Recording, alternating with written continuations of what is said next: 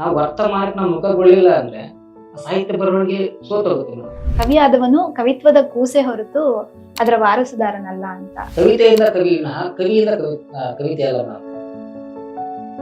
ಮಿದುಳು ಜ್ವರ ಬಂದು ಕೋಮಾ ಸ್ಟೇಜ್ಗೆ ಹೋಗಿದ್ದೆ ನಾನು. ಕೋಮಾ ಸ್ಟೇಜ್ಗೆ ಹೋಗಿ ಇನ್ನೇನು ಡೆತ್ ಆಗ್ತಿದೆ ಅನ್ನೋ ಸಂದರ್ಭದಲ್ಲಿ ಬಂದಾಗ ಅಂಬೇಡ್ಕರ್ಗೆ ತತ್ವವನ್ನ ಅಳವಡಿಸಿಕೊಂಡಿರೋರಿಗೆ, ಬುದ್ಧನ ತತ್ವವನ್ನು ಅಳವಡಿಸಿಕೊಂಡವ್ರಿಗೆ ಮಾತ್ರ ಹಸಿವು ಅಂದ್ರೆ ಏನು ಗೊತ್ತಾಗುತ್ತೆ ಮೇಡಮ್. ದೇವೇಂದ್ರ ಮಾದೇವರ ಕೃತಿಗಳನ್ನು ಓದಿಲ್ಲ ಅಂದ್ರೆ ವರ್ತಮಾನದಲ್ಲಿ ಇದ್ದು ವೇಸ್ಟ್ ಮೇಡಮ್. ನೀವು ಓದಿದಂತಹ ಒಂದಷ್ಟು ಕೃತಿಗಳು, ಒಂದಷ್ಟು ಲೇಖಕರ ಚಿಂತನೆಗಳು, ಅವರನ್ನ ನೆನೆಸ್ಕೊಳ್ಳೋದಾದ್ರೆ ಯಾರು ಬೇಕು? ಒಂದು ಮಲೆನಾಡ ಪರಿಸರಕ್ಕೆ ತಗೊಂಡು ಹೋಗಿ ಇಲ್ಲಿ ಕೂತ್ಕೊಂಡು ಪಾತ್ರಗಳನ್ನ ಕಣ್ಣಿಗೆ ತರ್ತಾರೆ ಮೇಡಮ್. ಬೋಧಿಸಿಕೊಳ್ಳೋದೇ ಬೇರೆ, ಕಣ್ಣಿಗೆ ತರೋದೇ ಬೇರೆ. ಸ್ನೇಹಿತರೆ ನಮಸ್ಕಾರ.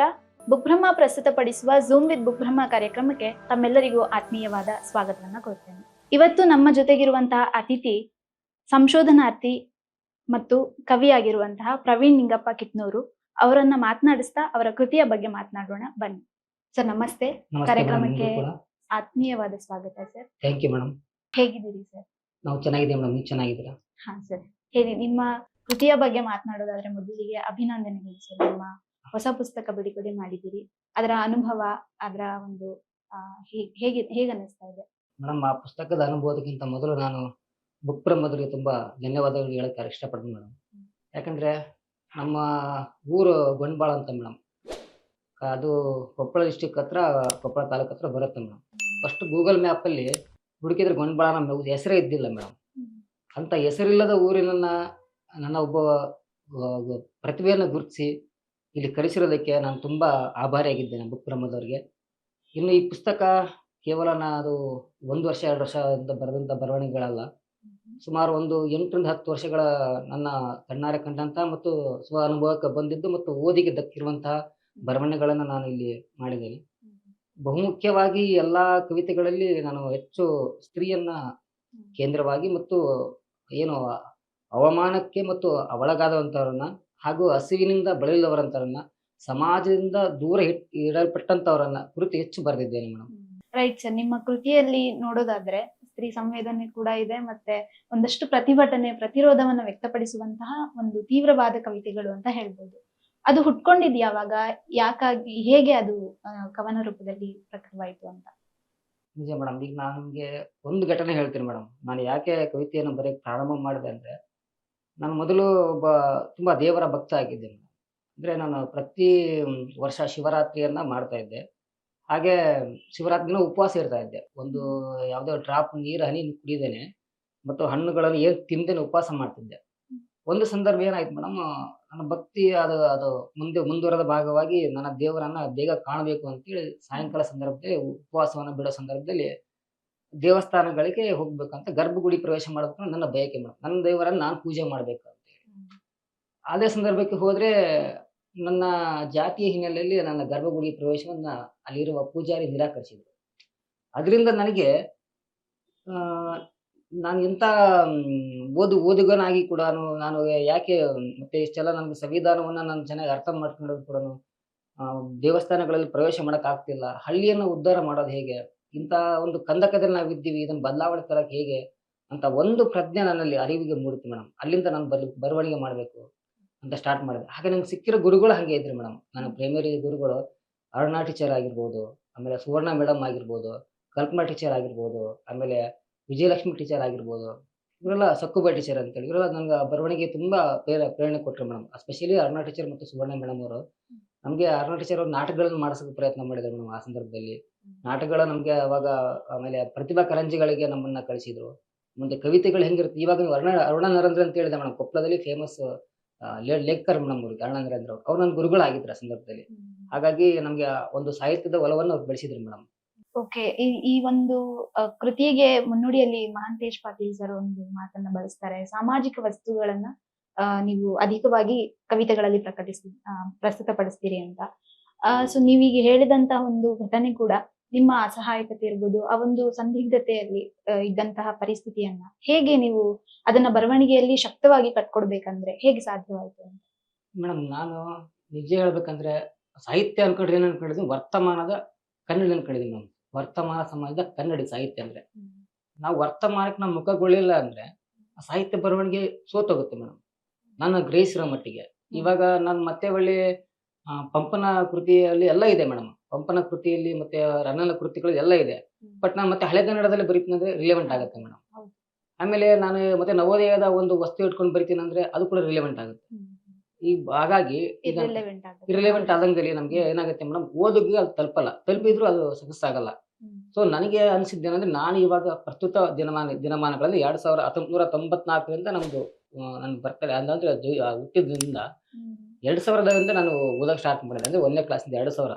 ಆ 2000ದಿಂದ ನಾನು 2025, 26 ಕಾಲಘಟ್ಟದಲ್ಲಿ ಎಂಥ ಸಾಹಿತ್ಯವನ್ನು ರಚನೆ ಮಾಡಬೇಕು. ಅದು ಮೊದಲು ಅದನ್ನಾಗಲಿ ನೋಡಿ ನವೋದಯ, ಪ್ರಗತಿಶೀಲ, ನವ್ಯ, ದಲಿತ ಬಂಡಾಯ ಇಂತೆಲ್ಲ ಕಾನ್ಸೆಪ್ಟ್‌ಗಳಿದ್ವು.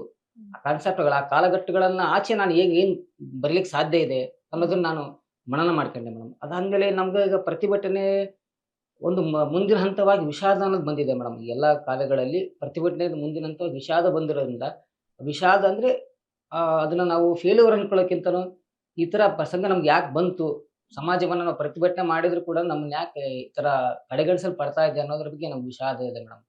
ಆ ವಿಷಾದದ ಹಿನ್ನೆಲೆಯಲ್ಲಿ ಈಗ ಹೆಚ್ಚು ಕವಿತೆಗಳು ಬರಿತಾ ಇದ್ದಾರೆ ನಮ್ಮೆಲ್ಲ ಯುವ ಕವಿಗಳು ಕೂಡ. ಅಲ್ಲ, ಪ್ರತಿಭಟನೆ ಒಂದು ಹೋರಾಟದ ಒಂದು ಆಯ್ಕೆನೆ ಒಂದು ನ್ಯಾಯ ಒದಗಿಸ್ಕೊಡ್ಲಿಕ್ಕೆ ಅಂತ ಆದ್ರೆ ಕೂಡ ಅದ್ ಯಾಕೆ ವಿಷಾದ ಸ್ಥಿತಿಯನ್ನ ಪಡ್ಕೊಳ್ಳುತ್ತೆ ಅಂತ ಅನ್ಸುತ್ತೆ ನಿಮ್ಗೆ? ಇವಾಗ ನೋಡಿ ಮೇಡಮ್, ಪ್ರತಿಭಟನೆ ಮಾಡಿ ಬರವಣಿಗೆ ಮಾಡಿದವರಲ್ಲಿ ಈಗ ನಮ್ಗೆ ದೇವದುರ್ಗ ಮಹಾದೇವರು ಸಿಗ್ತಾರೆ, ಸಿದ್ಲಿಂಗಯ್ಯವರು ಸಿಗ್ತಾರೆ, ಆಮೇಲೆ ಎನ್.ಕೆ. ಹನುಮಂತಯ್ಯವರು ಸಿಗ್ತಾರೆ, ಎಲ್ ಹನುಮಂತಯ್ಯನವರು ಸಿಗ್ತಾರೆ. ಬೆರಳೆಣಿಕೆಯಷ್ಟು ಸಿಗ್ಬೋದು ನಮ್ಗೆ ಪ್ರತಿಭಟನೆ ಮೂಲಕ ಮತ್ತು ಬಂಡಾಯದ ಮೂಲಕ. ಬರಗು ರಾಮಚಂದ್ರಪ್ಪ ಅವರು ಮತ್ತೆ ಬಹುಮುಖ್ಯವಾಗಿ ಡಾಕ್ಟರ್ ಮಲ್ಲಿಕಗಂಟಿ ಮೇಡಮ್ ಅವರು, ಇವರೆಲ್ಲ ಪ್ರತಿಭಟನೆ ಹಿನ್ನೆಲೆಯಲ್ಲಿ ಮತ್ತು ಬಂಡಾಯದ ಹಿನ್ನೆಲೆಯಲ್ಲಿ ಬರವಣಿಗೆ ಮಾಡಿದರು. ಬಟ್ ಅವರು ಬರವಣಿಗೆ ಮಾಡ್ತಾ ಮಾಡ್ತಾ ಕೊನೆ ಹಂತ ತಲುಪಿದ್ದಲ್ಲಿ ಕೊನೆವರೆಗೂ ಬಂಡಾಯ ಉಳಿತಾ? ಬಂಡಾಯ ಯಾಕಂದ್ರೆ ಕಾಲಘಟ್ಟದ ಬದಲಾವಂತೆಲ್ಲ ಬದಲಾಗಲೇಬೇಕು ಮೇಡಮ್. ಈಗ ನೋಡಿ, ನಾವು ಚಾಟ್ ಜಿಪಿಟಿ ಅಂತ ಯುಗದಲ್ಲಿ ಇದೀವಿ ಮೇಡಮ್. ಚಾಟ್ ಜಿಪಿಟಿ ಯುಗದಲ್ಲಿ, ಎ ಯುಗದಲ್ಲಿ ನಾವು ಯಾವುದೇ ಒಂದು ಪ್ರಸಂಗವನ್ನು ಕೊಟ್ಬಿಟ್ರೆ ಅಥವಾ ಯಾವುದೋ ಒಂದು ಭಾವನೆ ತಕ್ಕಂಗೆ ಕೊಟ್ಬಿಟ್ರೆ, ಅಥವಾ ಸ್ಯಾಡ್ ಮೂಮೆಂಟ್ ಕೊಡಿ ನೀವು, ಅಥವಾ ಪ್ರೇಮ ಕವಿತೆ ಕೊಡಿ, ಅದು ಇಮಿಡಿಯೇಟ್ಲಿ ಬರೆದು ಕೊಟ್ಬಿಡುತ್ತೆ. ಇಂಥ ಬರೆದು ಕೊಡುವಂತ ಪ್ರಸಂಗದಲ್ಲಿ ನಾವು ಏನು ಗುರುತಿಸ್ಕೋಬೇಕಂದ್ರೆ, ಯುವ ಕವಿಗಳು ಯಾವ ರೀತಿ ಬರವಣಿಗೆ ಮಾಡಬೇಕು, ನಿಜವಾದ ವರ್ತಮಾನದಲ್ಲಿ ಏನ್ ನಡೀತಾ ಇದೆ, ವರ್ತಮಾನಕ್ಕೆ ನಾವು ಸ್ಪಂದನೆ ಮಾಡಲೇಬೇಕಾಗತ್ತೆ ಮೇಡಮ್. ಈಗ ದೇವೇಂದ್ರ ಮಹಾದೇವ್ ಅವರಿಗೆ ಪಂಪ ಪ್ರಶಸ್ತಿ ಬಂತು. ಆ ಪಂಪ ಪ್ರಶಸ್ತಿ ಬರ್ಬೇಕಾದ್ರೆ ದೇವೇಂದ್ರ ಮಹಾದೇವ್ ಅವರ ಇಂದಿನ ಸಾಹಿತ್ಯದ ಒಳವುಗಳೇನು ಅನ್ನೋದನ್ನ ನಾವು ಅರಿಲೇಬೇಕಾಗತ್ತೆ. ಆತರ ಒಂದು ವರ್ತಮಾನಕ್ಕೆ ನಾವು ಈಗ ದೇವೇಂದ್ರ ಮಹಾದೇವ್ ಅವರ ಕೃತಿಗಳನ್ನು ಓದಿಲ್ಲ ಅಂದ್ರೆ ವರ್ತಮಾನದಲ್ಲಿ ಇದ್ದು ವೇಸ್ಟ್ ಮೇಡಮ್. ನಾವು ನಮ್ಮ ಸಾಕ್ಷಿ ಪ್ರಜ್ಞೆ ಅಲ್ಲ ಅದು. ಈಗ ನಮ್ ಕಣ್ಣಾರೆ ಕಂಡಿರೋದು, ಹಿಂದೆ ಆಗಿರೋದ್ರ ಬಗ್ಗೆ ನಮ್ಗೆ ಇತಿಹಾಸದ ಬಗ್ಗೆ ಅರಿವು ಇರಬೇಕು. ಅದ್ರ ಜೊತೆಯಲ್ಲೇ ಸಾಕ್ಷಿ ಪ್ರಜ್ಞೆಗಳು ಏನಿದೆ ಅವ್ರಗಳ ಬಗ್ಗೆನೂ ಓದಿರ್ಬೇಕಂತ ನನ್ನ ಭಾವನೆ ಮೇಡಮ್. ಹಾಗೇನೆ ನಿಮ್ಮ ಕೃತಿಗೆ ನೀವು ಬರೆಯುವಂತ ಕವಿ ನುಡಿಯಲ್ಲಿ ಹೇಳ್ತೀರಿ, ಕವಿ ಆದವನು ಕವಿತ್ವದ ಕೂಸೆ ಹೊರತು ಅದರ ವಾರಸುದಾರನಲ್ಲ ಅಂತ. ಯಾಕಾಗಿ ಆ ಸಾಲು ಅಂತ? ನಿಜ ಮೇಡಮ್. ಇವಾಗ ನಾವು ಏನ್ ಮಾಡ್ತೇವೆ ಅಂದ್ರೆ, ಕವಿತೆಯಿಂದ ಕವಿ ಉಟ್ಕೊಳ್ತಾನೆ ಅಂತ ನನ್ನ ಭಾವನೆ ಮೇಡಮ್. ಕವಿ ಆಕ್ಚುಲಿ ಮೇಡಮ್, ನಾನೆಲ್ಲ ಕವಿತೆಗಳನ್ನ ಬರೆದಿದ್ದೆಲ್ಲ ರಾತ್ರಿ 11 ಗಂಟೆ 12 ಗಂಟೆ 1 ಗಂಟೆ ಸುಮಾರು ರಾತ್ರಿ ಬರೆದದ್ದು.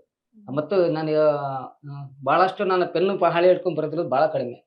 ಹೆಚ್ಚು ಬರೆದಿರೋದು ಮೊಬೈಲ್ಗಳಲ್ಲಿ ಬರೆದಿರೋದು ಹೆಚ್ಚು. ಅವಾಗ ಒಂದೊಂದ್ಸಾರಿ ಏನಾಗುತ್ತೆ ಮೇಡಮ್, ಕೆಲವೊಂದ್ಸರಿ ರೆಕಾರ್ಡ್ ಕೂಡ ಮಾಡ್ಕೊಂಡಿದ್ದೇನೆ. ಅಂದ್ರೆ ಯಾರು ಟ್ರಾವೆಲ್ ಮಾಡ್ಬೇಕಾದ್ರೆ ನನಗೆ ಏನಾದ್ರು ಆಲೋಚನೆ ಹೊಳೆದ್ರೆ ಆಗಿಂದಾಗ ರೆಕಾರ್ಡ್ ಕೂಡ ಮಾಡ್ಕೊಂಡಿದ್ದೇನೆ. ಈಗ ತಂತ್ರಜ್ಞಾನವನ್ನ ಬಳಸ್ಕೊಳ್ಳೋ ರೀತಿಲಿ ಹಿಂಗಿರುತ್ತೆ ಮೇಡಮ್. ನಾನು ಯಾಕೆ ಕಾಲದ ಕವಿತೆಯಿಂದ ಕವಿ ಹುಡ್ತಾನ ಅಂತ ಯಾಕೆ ಹೇಳ್ತೀನಿ ಅಂದ್ರೆ, ನಮ್ಮ ಭಾರತೀಯ ಕಾವ್ಯಾಂಶೆಯಲ್ಲಿ ಕವಿ ಅಂದ್ರೆ ಹೇಗಿರ್ಬೇಕು ಅನ್ನೋದು ಕೂಡ ಒಂದು ಚೌಕಟ್ಟು ಹಾಕಿಬಿಟ್ಟಿದ್ದಾರೆ ಮೇಡಮ್. ಕವಿ ಯಾವ ಸಂದರ್ಭದಲ್ಲಿ ಹೇಳ್ಬೇಕು, ಹೇಗೆಲ್ಲ ಅವನ ಸ್ನಾನ ಮತ್ತು ಅವನ ಓದಿನ ಪಠಣಗಳು ಹೆಂಗಿರ್ಬೇಕು, ಅವನ ದಿನನಿತ್ಯದಲ್ಲಿ ಯಾವ ಯಾವ ಆಕಾರದಲ್ಲಿ ಗೋಡೆಗಳಿರ್ಬೇಕು, ಮತ್ತೆ ಅವನ ಪೆನ್ನು ಪೆನ್ಸಿಲು ಮತ್ತೆ ಎಲ್ಲ ಯಾವ ಲೇಖನಗಳನ್ನ ಹೆಂಗ್ ಇಟ್ಕೋಬೇಕು ಅಂತೇಳಿ ಭಾರತೀಯ ಕಾವ್ಯಾಂಶ ಚೌಕಟ್ಟು ಹಾಕಿಬಿಟ್ಟಿದ್ದಾರೆ ಮೇಡಮ್. ಅದು ಚೌಕಟ್ಟು, ಅದು ಸಂಪ್ರದಾಯ ರೀತಿಯಲ್ಲಿ ಇದೆ ಇರ್ಬೋದು ಮೇಡಮ್. ಬಟ್ ಅದು ನಮಗೆ ಒಂದು ಮಾರ್ಗವನ್ನು ಕೊಟ್ಟಿದೆ ಮೇಡಮ್. ಆ ಮಾರ್ಗದ ಹಿನ್ನೆಲೆಯಲ್ಲಿ ನಾವೀಗ ಕವಿತೆಯನ್ನ ನಾವು ಕವಿತೆ ಹುಟ್ಟಿದಾಗ ಮಾತ್ರ ಕವಿ ಆಗ್ತಾನೆ. ಕವಿಯಿಂದ ಕವಿತೆ ಹುಟ್ಟಲ್ಲ ಮೇಡಮ್. ಆ ವಿಚಾರಗಳು ಅವನು ಬರೆದು ಸದಾ ಕಾಲ ಕಾಡಿಸ್ತಾ ಇರುತ್ತೆ. ಏನೋ ಒಂದು ನನ್ನ ಬಗ್ಗೆ ಬರೀ, ನನಗೆ ನಿನ್ನ ಹತ್ರ ಪದಗಳನ್ನು ಕಳಿಸ್ತಾ ಇರ್ತೀನಿ, ನೀನು ಬರಿ ಅಂತ ಕಾಡಿಸ್ತಾ ಇರುತ್ತೆ ಮೇಡಮ್. ಹಾಗಾಗಿ ಕವಿತೆಯಿಂದ ಕವಿ ವಿನಃ ಕವಿಯಿಂದ ಕವಿತೆ ಅಲ್ಲ ಮೇಡಮ್. ನಾನು ಗ್ರಹಿಸಿರೋ ಮಟ್ಟಿಗೆ ಅದು ಸತ್ಯ ಇರ್ಬೋದು ಅಥವಾ ಸತ್ಯದ ಆಸುಪಾಸಿನಲ್ಲೇ ಇರ್ಬೋದು. ಪ್ರಸ್ತುತ ನೀವು ಸಂಶೋಧನಾ ವಿದ್ಯಾರ್ಥಿಯಾಗಿ ಕನ್ನಡ ವಿಶ್ವವಿದ್ಯಾಲಯದಲ್ಲಿ ಸಂಶೋಧನಾರ್ಥಿಯಾಗಿ ತಮ್ಮನ್ನ ತಾವು ತೊಡಗಿಸ್ಕೊಂಡಿರೋದ್ರಿಂದ ನೀವು ಸಾಹಿತ್ಯಕ್ಕೆ ತೆರೆದುಕೊಂಡಿದ್ದು ಯಾವಾಗ, ಮತ್ತೆ ಈಗ ಹೇಗೆ ಅದನ್ನ ನಿಭಾಯಿಸ್ಕೊಂಡು ಹೋಗ್ಬೇಕು? ಅದೇ ಹೇಳಿದ್ನಲ್ಲ ಮೇಡಮ್, ನಾನು ಸಾಹಿತ್ಯಕ್ಕೆ ಪ್ರಾರಂಭ ಮಾಡಿದ್ದು ನಾನು 7ನೇ ಕ್ಲಾಸ್ ಇದ್ದಾಗ ಮೇಡಮ್. ನನಗೆ ಆಗಲೇ ಹೇಳಿದಾಗೆ ನಮ್ಮ ಗವರ್ನರ್ ನರೇಂದ್ರ ಮೇಡಮ್ ನನಗೆ ಭಾಳ ಅದಕ್ಕೆ ಸಹಕಾರ ನೀಡಿದರು. ಅದಾದ್ಮೇಲೆ 8, 9 ಎಲ್ಲ ಬಂದಾಗ ಸ್ವಲ್ಪ ಮನೆಯಲ್ಲಿ ಬಡತನ ತುಂಬಾ ಹೆಚ್ಚಿತ್ತು ಮೇಡಮ್. ಹಾಗಾಗಿ ನಾವು ಹೈನುಗಾರಿಕೆ ಅನ್ನು ಆಯ್ಕೆ ಮಾಡ್ಕೊಂಡ್ವಿ. ನಮ್ದು ಯಾವುದೇ ಹೊಲಗಳಿಲ್ಲ. ನಮ್ಮ ಅಪ್ಪ, ನಮ್ಮಮ್ಮ ತುಂಬಾ ಬಡತನದಲ್ಲಿ ದಿನನಿತ್ಯ ಕೂಲಿಗೆ ಹೋಗಿ ನಮ್ಮನ್ನು ಸಾಕಿದ್ದಾರೆ. ನಮ್ಮಣ್ಣ ಇತ್ತೀಚೆಗೆ ನಿಧನ ಹೊಂದಿದ್ರು. ಅವರು ಸರ್ಕಾರಿ ಪದವಿ ಪೂರ್ವ ಹಿಂದುಳಿದ ವರ್ಗಗಳ ಕಲ್ಯಾಣ ಇಲಾಖೆಯಲ್ಲಿ ಹಾಸ್ಟೆಲ್ ವ ಅಡಿಗೆ ಸಹಾಯಕರಾಗಿ ನೇಮಕ ಆಗಿದ್ರು. ದುರದೃಷ್ಟವಶಾತ್ ನೀರಲ್ಲಿ ಮುಳುಗಿ ಖಾಲಿಯಾದ್ರು. ಅಂತ ಬಡತನದ ಸಂದರ್ಭಗಳಲ್ಲಿ ನಾವು ಬೆಳೆದ್ವಿ ಮೇಡಮ್. ಆ ಬಡತನದಿಂದ ನಮ್ಗೇನಾಯ್ತು ಅಂದ್ರೆ ಕಾವ್ಯ ಹುಟ್ಟಕ್ಕೆ ಸಾಧ್ಯ ಆಯ್ತು ಮೇಡಮ್ ಹೇಳ್ಬೇಕಾದ್ರೆ. ಬಡತನ, ಹಸಿವು, ನೋವು ಎಲ್ಲಿರುತ್ತೆ ಅಲ್ಲಿ ಕಾವ್ಯ ಹುಟ್ಟುತ್ತೆ ಅಂತ ನಂಗೆ ಭಾವಿಸ್ತೀನಿ ಮೇಡಮ್ ನಾನು.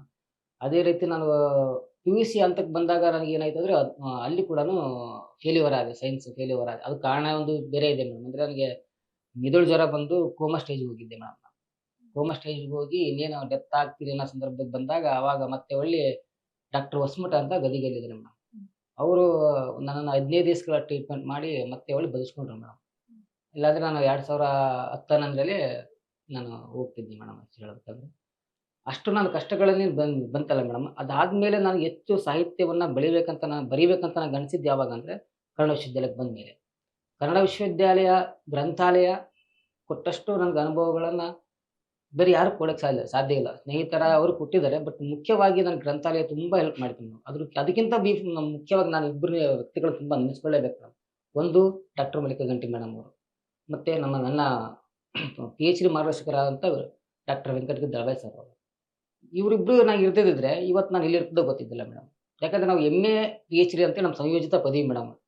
MA ಅಡ್ಮಿಷನ್ ಮಾಡ್ಸಕ್ಕೆ ಬಂದ ಸಂದರ್ಭದಲ್ಲಿ ಏನಾಗಿತ್ತು ಅಂದ್ರೆ ಮೇಡಮ್, ನಮ್ಗೆ ಅಡ್ಮಿಷನ್ ಮಾಡಿಸಿದ್ವಿ. ಬಟ್ ಹಾಸ್ಟೆಲ್ ವ್ಯವಸ್ಥೆ ಏನೂ ಇದ್ದಿಲ್ಲ ಮೇಡಮ್. ನಮ್ಮ ಹಿರಿಯರೆಲ್ಲ ಹಾಸ್ಟೆಲ್ 100 ಜನ ಅಷ್ಟೇ ಇರ್ಬೇಕು ಮೇಡಮ್. 100 ಜನದಲ್ಲಿ ಜಾಸ್ತಿಯಾಗಿ ಹಾಸ್ಟೆಲ್ ವ್ಯವಸ್ಥೆ ಇಲ್ಲ ಕಾರಣದಲ್ಲಿ ನಾವು VC ಅವ್ರನ್ನ ಭೇಟಿಯಾದ್ವಿ ಮೇಡಮ್. ಮಲ್ಲಿಕಾ ಗಂಟಿ ಮೇಡಮ್ ಅವ್ರು ಆ ಸಂದರ್ಭದಲ್ಲಿ VC ಆಗಿದ್ರು. ಅವ್ರನ್ನ ಭೇಟಿ ಆದಾಗ ನಮ್ಗೆ ಅವರು ಒಂದು ಅವಕಾಶ ಮಾಡಿಕೊಟ್ರು ಮೇಡಮ್. ರಿಜಿಸ್ಟರ್ ರೂಮ್ ಅಂತ ಇರುತ್ತೆ ಮೇಡಮ್. ರಿಜಿಸ್ಟರ್ ಮನೆ ಅಂತ ಇರುತ್ತೆ. ಆ ರಿಜಿಸ್ಟರ್ ಮನೆಯನ್ನ ನಮ್ಗೆ 30 ಜನಕ್ಕೆ ಇರ್ಲಿಕ್ಕೆ ಮನೆ ಮಾಡಿಕೊಟ್ರು ಮೇಡಮ್. 30 ಜನಕ್ಕೆ ಇರ್ಲಿಕ್ಕೆ ಮನೆ ಮಾಡಿಕೊಟ್ಟು ಹಾಸ್ಟೆಲ್‌ಗಳಿಗೆ ಅವ್ರಿಗೆ ಹಾಸ್ಟೆಲ್ ಆಗೋವರೆಗೂ ನೀವು ಅವ್ರನ್ನ ಊಟಕ್ಕೆ ಕೊಡಿ ಅಂತೇಳಿ ಅವ್ರಿಗೆ ವಾರ್ಡನ್‌ಗಳಿಗೆ ಹೇಳಿ, ಆಮೇಲೆ ಅವರ ಕೊನೆಯ ಭಾಷಣದಲ್ಲಿ ಕೂಡ ಹೇಳಿದ್ರು ಮೇಡಮ್ ಅವರು. VC ಆದಾಗ ಕೊನೆಯ ಭಾಷಣದಲ್ಲಿ ಆ, ನನ್ನ ಅವಧಿಯಲ್ಲಿ ನಾನು PhD ವಿದ್ಯಾರ್ಥಿಗಳಿಗೆ 300ರಿಂದ 400 ವಿದ್ಯಾರ್ಥಿಗಳಿಗೆ ನಾನು PhD ಸೀಟ್‌ಗಳನ್ನು ಕೊಟ್ಟೆ. ಯಾಕೆ ಅಂದ್ರೆ ಇಲ್ಲೆಲ್ಲ ಬಂದಿರೋ ಎಲ್ಲರೂ ಕೂಡನು ಹಸಿವಿಂದ ಬಂದಿರೋರು, ನೋವುಗಳಿಂದ ಬಂದಿರೋರು, ತುಂಬಾ ಕೆಳ ಹಂತದ ಬಡತನದಿಂದ ಬಂದಿರೋರು. ಸಾಕು ಅವರು ಇರುವಷ್ಟು ಕಾಲವಾದ್ರೂ ಹೊಟ್ಟೆ ತುಂಬ ಊಟ ಮಾಡ್ಲಿ. ಜ್ಞಾನ ಅಂತೂ ಸಿಕ್ಕೇ ಸಿಗುತ್ತೆ. ಬಟ್ ಹೊಟ್ಟೆ ತುಂಬ ಊಟ ಮಾಡ್ಲಿ ಅನ್ನೋ ಒಂದು ಉದ್ದೇಶದಿಂದ ನಾನು ಅವ್ರಿಗೆಲ್ಲರಿಗೂ ನಾನು ಅವಕಾಶ ಕೊಟ್ಟೆ ಅಂತ ಹೇಳಿ. ಅಂತ ಒಂದು ಹಸಿವನ್ನ ಗೊತ್ತಿದ್ರೆ ಮಾತ್ರ ಸಾಧ್ಯ ಮೇಡಮ್ ಅದು. ಅಂಬೇಡ್ಕರ್‌ಗೆ ಆ ತತ್ವವನ್ನ ಅಳವಡಿಸಿಕೊಂಡಿರೋರಿಗೆ, ಬುದ್ಧನ ತತ್ವವನ್ನ ಅಳವಡಿಸಿಕೊಂಡವ್ರಿಗೆ ಮಾತ್ರ ಹಸಿವು ಅಂದ್ರೆ ಏನು ಗೊತ್ತಾಗತ್ತೆ ಮೇಡಮ್. ಅದರಂತೆ ನನ್ನ ಗುರುಗಳು ಸಹ. ನನ್ನ ಗುರುಗಳು ನನಗೇನು PhD ನನಗೆ ಅವಕಾಶ ಕೊಡದೇ ಇದ್ರೆ ತುಂಬಾ ನಾನು ಕ್ರಿಟಿಕಲ್ ಆಗಿರ್ತಿದ್ದೆ. ಮತ್ತೆ ಅವ್ರ ಜೊತೆಗೆ ಅವ್ರು PhD ಅವಕಾಶ ಕೊಟ್ರು. ಮತ್ತೆ ಅಲ್ಲದೆ ನಾನು JRF ಅಂದ್ರೆ ನಾನು 2 ಸಾರಿ ನೆಟ್ ಆಗಿತ್ತು ಮೇಡಮ್. 3ನೇ ಸಾರಿ ನಾನು JRF ಮಾಡ್ಕೊಳ್ಳೋಕೆ ನನಗೆ ಸುಮಾರು ಒಂದು 8 ತಿಂಗಳು ಅವಕಾಶ ಕೊಟ್ರು ಮೇಡಮ್ ಅವರು. 8 ತಿಂಗಳ ನೀನು ಡಿಪಾರ್ಟ್‌ಮೆಂಟ್‌ಗಳಿಗೆ ಹೆಚ್ಚು ಬಂದ್ರು ಕೂಡ ಬಂದು ಹೋಗು ಮತ್ತೆ ಓದು ಮುಖ್ಯ ಮಾಡ್ಕೊ. ಓದನ್ನ ಮುಖ್ಯ ಮಾಡ್ಕೊ. ನೀನು ಫಸ್ಟ್ JRF ಮಾಡ್ಕೊ. ಬಡತನದಿಂದ ಬಂದಿದ್ದೀಯಾ. ನಿನಗೆ ಅದು ಎಕನಾಮಿಕಲಿ ಸ್ಟ್ರೆಂತ್ ಆಗುತ್ತೆ ಅಂತೇಳಿ ನನಗೆ ಭಾಳ ಅವಕಾಶ ಕೊಟ್ಟಿದ್ದಾರೆ. ಅದ್ರ ಜೊತೆಗೆ ಅವ್ರ ಜೊತೆ ಚರ್ಚೆ ಇದ್ದಲ್ಲ ಮೇಡಮ್, ಅದು ತುಂಬಾ ಗಂಭೀರವಾದ ಚರ್ಚೆ. ಡೈಲಿ ಅವ್ರ ಹತ್ರ ಚರ್ಚೆ ಮಾಡ್ತೀವಲ್ಲ ನಾವು. ಪ್ರತಿದಿನ ಬುದ್ಧ, ಬಸವ, ಅಂಬೇಡ್ಕರ್ ಪ್ರತಿಯೊಬ್ಬರು ಅವರ ಆಶಯಗಳನ್ನೇ ನಮ್ಮ ಮುಂದೆ ಸದಾ ಬಿಡ್ತಾ ಇರ್ತಾರೆ ಮೇಡಮ್. ಸುಮಾರು ಅವರು 1000ಕ್ಕಿಂತ ಹೆಚ್ಚು ಭಾಷಣಗಳನ್ನು ಮಾಡಿದ್ದಾರೆ ಮೇಡಮ್. ಮತ್ತೆ ರಾಜಕೀಯನೂ ಅವ್ರಿಗೆ ಗೊತ್ತು. ರಾಜಕೀಯದಲ್ಲಿ ಅವರು ಹೋಗಿ ಬಂದಿದ್ದಾರೆ. ರಾಜಕೀಯದಲ್ಲಿ ಕೂಡ ಅಷ್ಟಾಗಿಯೂ ಕೂಡ ಸಾಹಿತ್ಯ ಒಡನಾಟಗಳನ್ನು ಬಿಟ್ಟಿಲ್ಲ ಮೇಡಮ್. ಅವರ ನಡುವಿನ ಒಡನಾಟ ನಮ್ಮ ನಡುವಿನ ಒಡನಾಟದಿಂದ ಈ ಸಾಹಿತ್ಯದ ಕಡೆ ನನಗೆ ಹೆಚ್ಚು ಒಲವಾಗಿದೆ ಮತ್ತು ಸಂಶೋಧನೆ ಕಡೆಗೆ ಹೆಚ್ಚು ಒಲವಾಗಿದೆ. ಬಹುಶಃ ನನಗೆ ಅಂತ ಗುರುಗಳು ಇಬ್ರು ಸಿಗದೇ ಇದ್ರೆ ನಾನೇನು ಆಗ್ತಿದ್ದಿಲ್ಲ ಮೇಡಮ್. ನಿಜ ಹೇಳ್ಬೇಕಂದ್ರೆ ಯಾವುದೋ ಒಂದು ನೌಕರಿ ತಗೊಂಡು ಆ ನೌಕರಿಯನ್ನೇ ನಾನು ಜೀವನ ಮಾಡ್ಕೊಂಡು ಹೋಗ್ತಿದ್ದೀನಿ ಅನ್ಸುತ್ತೆ ಮೋಸ್ಟ್ಲಿ. ಬಟ್ ಬದುಕು ಅಂದ್ರೆ ಇದೆಲ್ಲಕ್ಕಿಂತ ಹೆಚ್ಚು ಸಮಾಜವನ್ನ ನಮ್ಮ ಕಣ್ಣಿಂದ, ಅದು ಒಳಗಣ್ಣಿಂದ ನೋಡುವಂಥದ್ದನ್ನ ನಂಗೆ ಹಾಕಿಕೊಟ್ರು ಮೇಡಮ್ ಇಬ್ರು. ಅಂದ್ರೆ ಹಸಿವನ್ನ ಯಾರು ತುಂಬಾ ನೋವನ್ನ ಯಾರು ಅನುಭವಿಸಿದಾರೋ ಅವರ ಉದ್ಧಾರವಾಗಬೇಕೇ ವಿನಃ ಶ್ರೀಮಂತರ ಉದ್ಧಾರವಲ್ಲ ಅನ್ನೋದನ್ನ ನೋಡಿ ಮೇಡಮ್. ಇವಾಗ ಎಲ್ಲ ಶ್ರೀಮಂತರಾಗಿ ಉಳಿದಿದ್ದಾರೆ, ಬಡವರು ಬಡವರಾಗಿ ಉಳಿದಿದ್ದಾರೆ. ಗುಡಿಸಲು ಮನೆಗಳಾಗಿ ಉಳಿದಿವೆ. ಬಟ್ ಆ ಗುಡಿಸಲ ಮನೆಯಲ್ಲಿ ದೀಪ ಬೆಳೆಸ್ಬೇಕಲ್ಲ ಅನ್ನೋ ಒಂದು ತತ್ವನ ನನಗೆ ಇಬ್ರು ಹಾಕಿಕೊಟ್ರೆ ಮೇಡಮ್ ಅವ್ರು. ನಿಜ ಹೇಳ್ಬೇಕಂದ್ರೆ ಅವ್ರಿಗೆ ನಾನು ಯಾವತ್ತೂ ರೂಢಿ ಮೇಡಮ್. ಅದೇ ರೀತಿ ನಿಮ್ಮ ಊರಿನ ಪ್ರಾದೇಶಿಕತೆ ಅಥವಾ ಅಲ್ಲಿರುವಂತ ಒಂದು ಅವಕಾಶ ವಂಚಿತ ಯುವಕರು ಯಾರಿರ್ತಾರೆ ಅವರಿಗೆ ಒಂದು ಸಾಹಿತ್ಯದ ಒಂದು ಏನು ಆಶಯ ತಲುಪಬೇಕು, ಅವರಿಗೂ ಅವಕಾಶಗಳು ಸಿಗ್ಬೇಕು ಅಂತಂದ್ರೆ ಏನೆಲ್ಲ ಯೋಜನೆಗಳಾಗ್ಬೇಕಾಗುತ್ತೆ ಅಂತ ಅನ್ಸುತ್ತೆ ನಿಮ್ಮ ಪ್ರಕಾರ? ಮೇಡಮ್ ಇವಾಗ ಮನೆಗೊಂದು ಗ್ರಂಥಾಲಯ ಅನ್ನೋ ಒಂದು ಕಾನ್ಸೆಪ್ಟ್ ಸರ್ಕಾರ ತರ್ತಾ ಇದೆ ಮೇಡಮ್. ಅದೇ ರೀತಿ ಇವಾಗ ಮೇಡಮು ನಮ್ಮ ಕಡೆ ಏನಾಗಿದೆ ಅಂದ್ರೆ ಮೇಡಮ್ ಹಳ್ಳಿ ಕಡೆ ಆ, ನಮ್ದು ಹಳ್ಳಿ ತುಂಬಾ ಅಂದ್ರೆ ಗ್ರಾಮ ಪಂಚಾಯತಿ ಇದೆ, ಸರ್ಕಾರಿ ದವಾಖಾನೆ ಇದೆ, ಆದ್ರೆ ಒಂದು ಕಾಲೇಜ್ ಇಲ್ಲ ನಮ್ಮೂರಲ್ಲಿ. ಏನಾಗಿದೆ ಅಂದ್ರೆ ಆ ಕೊಪ್ಪಳಕ್ಕೆ ಹೋಗ್ಬೇಕು, ಮತ್ತೆ ಒಳ್ಳೆ ಎನಿ ಕಂಡೀಷನ್ ಕೊಪ್ಪಳಕ್ಕೆ ಹೋಗ್ಬೇಕು. ಆ ಸಂದರ್ಭದಲ್ಲಿ ಲೇಡೀಸ್ ಏನ್ ಮಾಡ್ತಾರೆ ಮೇಡಮ್, ಆ, ಆ, ಸ್ವಲ್ಪ ನಿರ್ಬಂಧ ಆಗ್ತಾರೆ, ಕಾಲೇಜುಗಳಿಗೆ ಹೋಗೋದು ಬೇಡ, ಏನಾಗುತ್ತೋ ಏನೋ, ಹಳ್ಳಿಗಳ ಜನ ಅಲ್ಲ ಮೇಡಮ್ ನಾವು, ಏನಾಗುತ್ತೋ ಏನೋ. ಹಾಗಾಗಿ ನಮ್ಗೆ ಏನಾಗಿದೆ ಮೇಡಮ್, ಓದಿನ ರುಚಿ ಬಹಳ ಜನಕ್ಕೆ ಗೊತ್ತಾಗ್ತಿಲ್ಲ. ಓದಿನ ರುಚಿ ಬಹಳ ಜನಕ್ಕೆ ಗೊತ್ತಾಗದೇ ಇರೋಕ್ಕೋಸ್ಕರನೇ ಅವರು ಅಲ್ಲಿಗೆ ಹೋಗಿದ್ದಾರೆ ಮೇಡಮ್. ಹಂಗಾಗಿ ನಾವೇನ್ ಮಾಡ್ಬೇಕಂದ್ರೆ ಓದಿನ ರುಚಿ ಗೊತ್ತಾಗ್ಬೇಕಂದ್ರೆ ನಮ್ ಫಸ್ಟ್ ನಮ್ಮ ನಮ್ಮ ಕಾಲೇಜುಗಳನ್ನ ತರಬೇಕು ಮೇಡಮ್, ನಮ್ಮ ಗ್ರಾಮಗಳಿಗೆ ಕಾಲೇಜುಗಳನ್ನ ತರಬೇಕು. ಅದ್ರ ಜೊತೆ ಗ್ರಂಥಾಲಯಗಳನ್ನ ಸದುಪಯೋಗ ಪಡಿಸ್ಕೊಳ್ಳೋಂಥ ಒಂದು ಟೆಕ್ನಾಲಜಿಗಳನ್ನ ನಾವು ಕೊಡಿಸ್ಬೇಕು, ಕಂಪ್ಯೂಟರ್ ಜ್ಞಾನವನ್ನ ಅವ್ರಿಗೆ ಕೊಡಿಸ್ಬೇಕು. ಸಾಹಿತ್ಯದ ರುಚಿಯನ್ನು ನಾವು ಮೆಚ್ಚಿಸ್ಬೇಕಂದ್ರೆ ಫಸ್ಟ್ ಇವೆಲ್ಲ ರುಚಿಗಳನ್ನ ಅವ್ರಿಗೆ ತೋರಿಸ್ಬೇಕು ಮೇಡಮ್. ಇವೆಲ್ಲ ರುಚಿಗಳನ್ನ ತೋರಿಸಿದ್ಮೇಲೆ ನಾವು ಸಾಹಿತ್ಯವನ್ನು ಅವ್ರಿಗೆ ಕೊಡ್ಬೇಕು ಮೇಡಮ್. ಯಾಕಂದ್ರೆ ಇವೆಲ್ಲ ತೋರಿಸಿದ ಮೇಲೆ ಅವರಿಗೆ ಕೆಲವೊಂದು ಗೊಂದಗಳು ಕಾಡ್ತವೆ, ಮನಃಶಾಂತಿ, ಈ ನೆಮ್ಮದಿ ಅನ್ನೋದು ಸಿಗೋದಿಲ್ಲ. ಆ ನೆಮ್ಮದಿ ಮತ್ತು ಮನಃಶಾಂತಿ ಸಿಗೋದೇ ಪುಸ್ತಕಗಳಿಂದ, ಸಾಹಿತ್ಯದಿಂದ ನಾವು ತೋರಿಸಿದಾಗ ಆಟೋಮೆಟಿಕ್ಲಿ ಅವರು ಒಂದು ಸಾಹಿತ್ಯಕ್ಕೆ ಒಲುತ್ತಾರೆ ಮೇಡಮ್. ಈಗ ಭಾಳ ಜನ ಬರೀ ಏನಂದ್ರೆ ಮೇಡಮ್, ಗೊತ್ತೇ ಬೆರಳಿಕೆ ಬೇಂದ್ರೆ ಗೊತ್ತು, ಇಲ್ಲ ಕುವೆಂಪು ಗೊತ್ತು, ಆ ಹೆಸರುಗಳನ್ನ ಕೇಳ್ತಾರೆ ಮೇಡಮ್. ಜ್ಞಾನಪೀಠ ಪ್ರಶಸ್ತಿ ಯಾರು ಪಡೆದ ಅವ್ರ ಹೆಸರುಗಳನ್ನ ಕೇಳ್ತಾರೆ, ಬಟ್ ಆ ಸಾಹಿತ್ಯನ ಓದಿರಲ್ಲ. ಆ ಸಾಹಿತ್ಯವನ್ನ ಒದಗಿಸ್ಬೇಕು ಮೇಡಮ್. ಸಾಹಿತ್ಯ ಮನಸ್ಸನ್ನ ಶುದ್ಧಿಗೊಳಿಸಕ್ಕಿರೋ ಒಂದೇ ಒಂದು ಆಯ್ಕೆ ಅಂದ್ರೆ ಸಾಹಿತ್ಯ ಮೇಡಮ್. ಸರ್, ನಿಮ್ಮ ಕಾವ್ಯಕ್ಕೆ ಬರೋಣ ಮತ್ತೆ ನೋಡೋದಾದ್ರೆ. ನಿಮ್ಮ ಅಷ್ಟು ಕವನಗಳಲ್ಲಿ ಒಂದಷ್ಟು ಒಂದು ಆಕ್ರೋಶ ತರನು ಅನ್ಸುತ್ತೆ ನನ್ಗೆ, ತುಂಬಾ ಒಂದು ಪ್ರತಿರೋಧ ಇದೆ ಅಂತ ಅನ್ಸುತ್ತೆ. ಆ ಒಂದು ನಡೆಯಲ್ಲಿ ಕವನಗಳಲ್ಲಿ ಯಾಕೆ ನಿಮ್ಗೆ ಅದನ್ನ ತರಬೇಕು ಅಂತ ಅನಿಸ್ತು? ಸಾಮಾಜಿಕ ವಿಷಯಗಳ ಕುರಿತಾಗಿ ಅಷ್ಟೊಂದು ಪ್ರತಿಭಟನಾತ್ಮಕ ಸಂವೇದನೆ ಯಾಕಾಗಿ? ಇವಾಗ ನೋಡಿ, ನಾನು ಆ ಪ್ರತಿಭಟನೆ ವಿಷಯ ಇಟ್ಕೊಂಡು ಹೇಳ್ಬೇಕಂದ್ರೆ, ಮಹಿಳೆಯರ ಕುರಿತು ಒಂದು 2-3 ಕವಿತೆಗಳ ಒಂದು ಯಾಕೆ ಅವು ಉಟ್ಕೊಂಡು ಅನ್ನೋದ್ರ ಬಗ್ಗೆ ಹೇಳ್ತೀನಿ ನಾನು. ಈಗ ನನ್ನ ಅಸ್ತಿತ್ವದ ಅನೆಯ ಕೊಡಿ ಅನ್ನೋ ಒಂದು ಕವಿತೆ ಇದೆ ಮೇಡಮ್.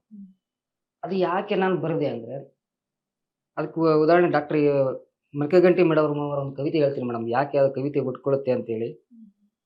ಮೇಡಮ್, ಮರಕಗಂಟಿ ಮೇಡಮ್ ಅವರು ಕಾಮನ ಬಿಲ್ಲು ಬೆಳಕಲ್ಲ ಅನ್ನೋ ಒಂದು ಕವನ ಸಂಕಲನ ಇದೆ ಮೇಡಮ್. ಅದರಲ್ಲಿ ಹೆಣ್ಣು ಅಂತ ಒಂದು ಕವಿತೆ ಇದೆ ಮೇಡಮ್. ಹೆಣ್ಣು ಚಪ್ಪಲಿ ಎಂದರು, ಬೇಕೆಂದಾಗ ತಲೆಯ ಮೇಲಿಟ್ಟುಕೊಂಡು ಮೆರವಣಿಗೆ ಗೈದರು, ಬೇಡವೆಂದಾಗ ಬಾಗಿಲ ಹೊರಗಿಟ್ಟು ಅನಿಷ್ಟವೆಂದು ಅಸಹ್ಯಪಟ್ಟರು. ಹೆಣ್ಣು ನಾಯಿ ಬಡಿಯುವ ಕೋಲು ಎಂದರು, ಬೇಕೆಂದಾಗ ಬೆತ್ತ ಮಾಡಿ ಜಗುಲಿಯ ಮೇಲಿಟ್ಟು ಪೂಜಿಸಿದರು, ಬೇಡವೆಂದಾಗ ನಾಯಿಯ ಬಡಿಯುವ ಕೋಲೆಂದು ಮೂಲೆಗಿಟ್ಟರು. ಹೆಣ್ಣು ಮಡಿಕೆ ಎಂದರು, ಬೇಕೆಂದಾಗ ಅಮೃತಪಾನಕ್ಕೆ ಬಳಸಿದರು, ಬೇಡವೆಂದಾಗ ಒಡೆದು ಮಣ್ಣು ಪಾಲು ಮಾಡಿದರು. ಇದು ನನಗೆ ಇಂಪ್ರೆಸ್ ಮಾಡ್ತೇನೆ ಮೇಡಮ್. ಅಂದ್ರೆ ಹೆಣ್ಣನ್ನು ಯಾವ ಸ್ಥಾನಕ್ಕೆ ಇಟ್ಟಿದ್ದಾರೆ. ನಾನು ಅದಕ್ಕೆ ನನ್ನ ಅಸ್ತಿತ್ವ ನನಗೆ ಕೊಡಿ ಅಂತ ಹೇಳಿ ಮೇಡಮ್. ಅಲ್ಲಿ ಏನ್ ಹೇಳ್ತಾರೆ ಅಂದ್ರೆ ನಾನು ಹೇಳ್ತೀನಿ ಮೇಡಮ್, ರಾಮಾಯಣದಲ್ಲಿ ಮಹಾಭಾರತದಲ್ಲಿ ಹೇಗೆ ನೀವು ಹೆಣ್ಣನ್ನು ದುಡಿಸ್ಕೊಡ್ರಿ ಪ್ರಶ್ನೆ ಮಾಡೋದು ಮೇಡಮ್. ರಾಮಾಯಣದಲ್ಲಿ ಸೀತೆಯನ್ನ ಒಂದೇ ಒಂದು ಮಾತನ್ನ ಕೇಳದೆ, ಅಗಸನ ಮಾತನ್ನ ಕೇಳಿ ರಾಮ ಏನ್ ಮಾಡಿದ, ಅಗ್ನಿ ಪ್ರವೇಶಕ್ಕೆ ನೋಡ್ಬಿಟ್ಟ ಸೀತೆಯನ್ನ. ಆಮೇಲೆ ಯಾರನ್ನೂ ಕೇಳದೆ, ಅವಳು ಗರ್ಭಿಣಿ ಅಂತ ಗೊತ್ತಿದ್ರು ಕೂಡ ಹಾಗಾಗಿ ಬೇರೆಯವರ ಒಂದು ಅಪವಾದಗಳಿಗೆ ಗುರಿಯಾಗಿ ಶ್ರೀರಾಮ ಆಕಿನ ವನವಾಸಿ ಕಳಿಸ್ತಾನೆ. ಅಲ್ಲಿವರೆಗೂ ಮತ್ತೆ ವನವಾಸದಲ್ಲೇ ಇದ್ದು, ಲವಕುಶನ ಹುಟ್ಟಿದ್ರು ಕೂಡ ವನವಾಸದಲ್ಲೇ, ಮತ್ತೆ ಅವಳು ಕಾಡಿನ ವಾಸದಲ್ಲಿ ಇದ್ವಕಾಶದಲ್ಲಿ ಲವಕುಶ ಹುಡ್ತಾರೆ ಮೇಡಮ್. ಹಂಗೆ ದ್ರೌಪದಿಯಲ್ಲಿ ಯಾರನ್ನ ಕೇಳದೆ ಧರ್ಮರಾಯ ಪಗಡೆ ಆಟದಲ್ಲಿ ಅವಳನ್ನ ಒತ್ತೆ ಇಟ್ಬಿಟ್ಟ. ಆಮೇಲೆ ಏನು ದುಶ್ಯಾಸನ ಅವಳನ್ನ ಜಡೆ ಹಿಡಿದು ಎಳ್ಕೊಂಬಂದ. ಆಮೇಲೆ ಒಂದು ಅದು ಕಾನ್ಸೆಪ್ಟ್ ಹೆಂಗಿದೆ ನೋಡಿ ಮೇಡಮ್, 5 ಗಂಡಿರ ಹೆಂಡತಿ ಅನ್ನೋ ಕಾನ್ಸೆಪ್ಟೇ ಎಷ್ಟು ಘೋರ ಅಲ್ವಾ ಮೇಡಮ್. ಇದನ್ನ ಇವತ್ತು ನಾವು ಅದನ್ನ ಮಹತ್ವದ ಕೃತಿ ಅಂತ ಹೇಳ್ತಾ ಇದೀವಿ. ಬೇರೆ ಬೇರೆ ಅಂಶಗಳಂತೂ ತುಂಬಾ ಮಹತ್ವ ಕೃತಿನೇ ಅದು, ಅದ್ರಲ್ಲಿ ಏನು ಡೌಟೇ ಇಲ್ಲ ಮೇಡಮ್. ಆದ್ರೆ ಆ ಕಾನ್ಸೆಪ್ಟ್ ಹೆಂಗ್ ಬಂತು? 5 ಗಂಡಿರ ಹೆಂಡತಿ ಅನ್ನೋ ಕಾನ್ಸೆಪ್ಟ್ ಇದೆಯಲ್ಲ, ಅದನ್ನ ದುಡಿಸ್ಕೊಳ್ಳೋದಂತ ಅರ್ಥ, ಪುರುಷ ಕೇಂದ್ರಿತವಾಗಿ ದುಡಿಸ್ಕೊಳ್ಳೋದಂತ ನನ್ನ ಭಾವನೆ ಮೇಡಮ್. ಹಾಗಾಗಿ ಅವರಿಬ್ಬರು ಹೆಂಗ್ ದುಡಿಸ್ಕೊಂಡ್ರಿ ನೀವು? ಈಗಲೂ ಕೂಡ ನಮ್ಮನ್ನ ದುಡಿಸ್ಕೊಳ್ತೀರಿ, ವೇಶ್ಯೆ ಆಗೋ ಮತ್ತೊಂದು ಮಗದೊಂದಾಗಿ ನಮ್ಮನ್ನ ಬಳಸ್ಕೊಳ್ತಾ ಇದ್ರಿ. ಅದಕ್ಕೆ ನನ್ನಂತೆ ಬದುಕಕ್ ಬಿಡಿ, ನನ್ನ ಅಸ್ತಿತ್ವ ನನಗೆ ಕೊಡಿ, ಅದೇನು ಭಿಕ್ಷೆ ಅನ್ಕೋಬೇಡಿ, ನನ್ನ ಹಕ್ಕಲ್ಲವೇ ಅಂತ ಕೇಳ್ತೀನಿ ಮೇಡಮ್. ನನ್ನಂತೆ ಬದುಕೋದು ಹಕ್ಕಲ್ವೇ ಅಂತೇಳಿ ಆ ಥರ ಪದ್ಯಗಳು ಹುಟ್ಟಕ್ಕೆ ನನಗೆ ಮರಕಗಂಟಿ ಮೇಡಮ್ ಅವರ ಕವಿತೆಗಳು ತುಂಬಾ ಇಂಪ್ರೆಸ್ ಆಯ್ತು ಮೇಡಮ್. ಆಮೇಲೆ ಇನ್ನೊಂದು ಮೇಡಮ್, ನನಗೆ ಬಹುಮುಖ್ಯವಾಗಿ ಹೇಳ್ಬೇಕಂತ ಅವ್ರ ಚಾಜ ನಾಟಕ ಇದೆ ಮೇಡಮ್. ಆ ಚಾಜ ನಾಟಕದಲ್ಲಿ ಅಲ್ಲಿ ಊರಿನ ಗೌಡನಿಗೆ ಇದೆಯಲ್ಲ ಮೇಡಮ್, ಗೌಡನಿಗೆ ಹೆಣ್ಣು ಹೋಗಿ ಮದುವೆ ಆಗಿ ಪ್ರತಿ ಮೊದಲೇ ದಿನದಲ್ಲಿ ಅವನನ್ನು ಹೋಗಿ ಸಂಪರ್ಕ ಮಾಡಬೇಕಾಗಿರುತ್ತೆ ಇಂಥ ಸಂದರ್ಭದಲ್ಲಿ ಅದು ಇರುತ್ತೆ. ಆಮೇಲೆ ದಲಿತರ ಕೇರಿಯಿಂದ MLA ಆದವನು ಒಳ್ಳೆ ದಲಿತರ ಕೇರಿಗೆ ಯಾವುದೇ ಒಂದು ಕಾರ್ಯಗಳನ್ನು ಮಾಡೋದಿಲ್ಲ. ಅಧಿಕಾರ ಬಂದ ಮೇಲೆ ಹೇಗಾಗುತ್ತೆ, ಅಧಿಕಾರ ಬರದೇ ಇದ್ದಾಗ ಹೆಂಗಾಗುತ್ತೆ ಅನ್ನೋದು ಆ ಚಾಜ ನಾಟಕದಲ್ಲಿ ಬಹುಮುಖ್ಯವಾಗಿ ಬಹಳ ಹೆಣ್ಣಿನ ಮತ್ತು ದಲಿತರ ಒಂದು ಚಿತ್ರಣಗಳನ್ನ ಮರಕಗಂಟಿ ಮೇಡಮ್ ಅವ್ರು ಕೊಡ್ತಾರೆ ಮೇಡಮ್. ಅದು ಕೂಡ ನಂಗೆ ಇನ್ಫ್ಲುಯೆನ್ಸ್ ಮಾಡ್ತು. ಆಮೇಲೆ ಮೇಡಮ್ ದೇವೇಂದ್ರ ಮಹಾದೇವರ ಮಾರಿಕೊಂಡವರು ಅದು ಶೀರ್ಷಿಕೆ ತುಂಬಾ ನನಗೆ ಇಷ್ಟ ಆಯ್ತು ಮೇಡಮ್. ಆಕ್ಚುಲಿ ನೀವು ಅದನ್ನ ಬಿಡಿಸಿ ಹೇಳಿದ್ರೆ ಬೇರೆ ಅರ್ಥ ಬರುತ್ತೆ, ಹ್ಮ್. ನೇರವಾಗಿ ಹೇಳಿದ್ರೆ ಒಂದು ಅರ್ಥ ಬರುತ್ತೆ. ಮಾರಿ ಕೊಂಡವರು ಮತ್ತೆ ಮಾರಿಕೊಂಡವರು, ಏನ್ ಮಾರಿ ಏನ್ ಕೊಂಡ್ರು ಅನ್ನೋ ಒಂದು ಪ್ರಶ್ನೆ ಬರುತ್ತೆ ಮೇಡಮ್ ನಮಗೆ.